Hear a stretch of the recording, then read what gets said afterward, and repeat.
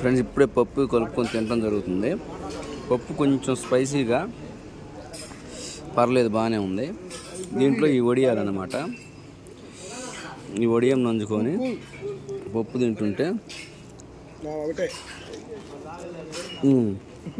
పర్లా పప్పు టేస్ట్. ఆ తర్వాత ఫ్రై అన్నమాట. ఫ్రై కూడా టేస్ట్ చేద్దాం.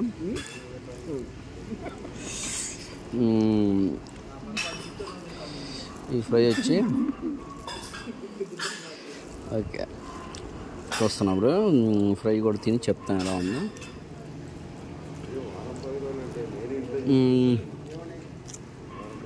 ఇది యావరేజ్ బ్రో, అంత టేస్ట్ అనిపించలేదు. ఇది వచ్చినప్పుడు మనం నాన్ వెజ్ అడిగామేడా, లేదన్నారు. అంటే పక్కన దాంట్లోకి వెళ్ళమన్నారు.